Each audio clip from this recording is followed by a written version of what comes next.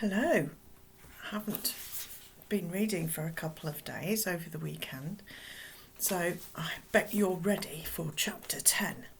It's where we're going to find out a little bit more about Alva and his father and mother.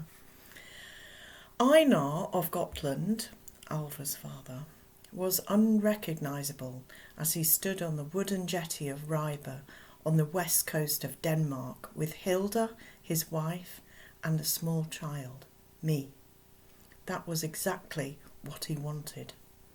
He had shaved his beard, cut his hair, and dressed in the clothes of a middle-ranking tradesman.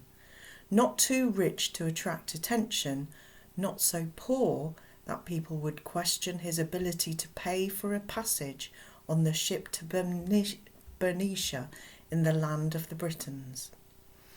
No one knew him in Ribe, but he was taking no chances. We stayed a little way out of town. Dar was on the edge, said Mam.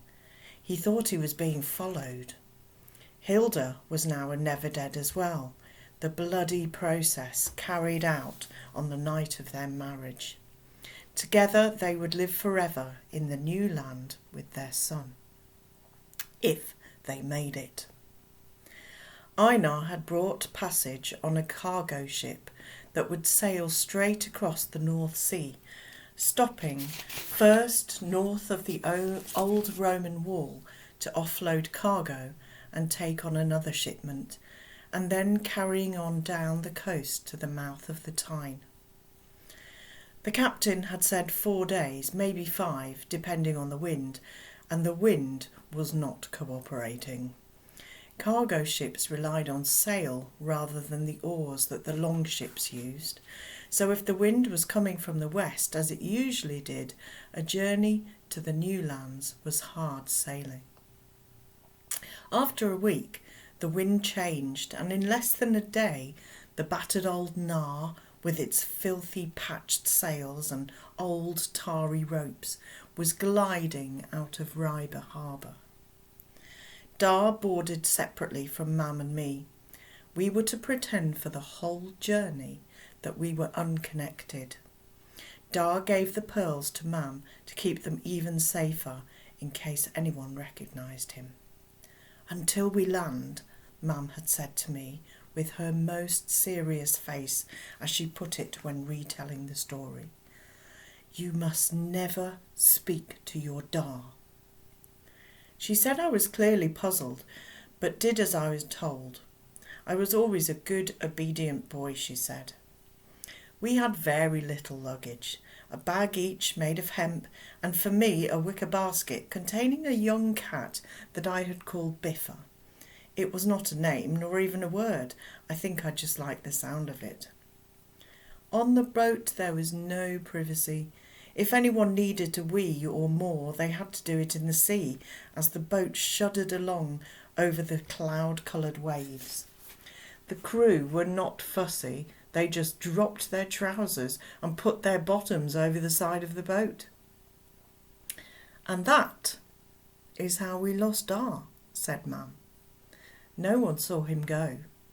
The wind had come up and the skipper had pulled in the sail, and the long Nar was rising and falling on the swell. As the boat bucked and reared on the white-capped waves, Dar got up and clambered to the rear, which was where everyone went. It was a little bit private, as there was a stack of barrels secured with rope that would give you some cover, and you could hang on to the rope straps. And that was it. The last anyone saw of him. Mam was the first to notice.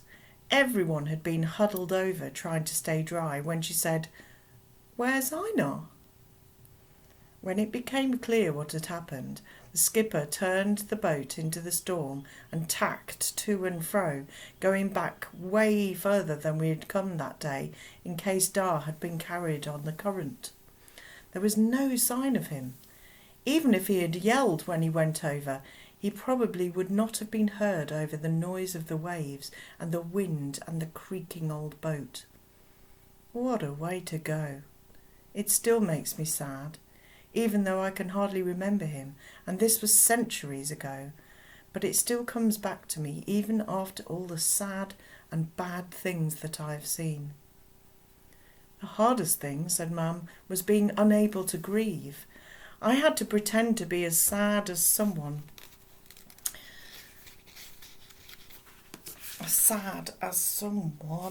who had only just met him, and that you were crying because you were small, and any death upset you, not because your father had gone missing. But why? I used to ask. Because that was the plan, to avoid those who might be after the pearls. And I stuck with it.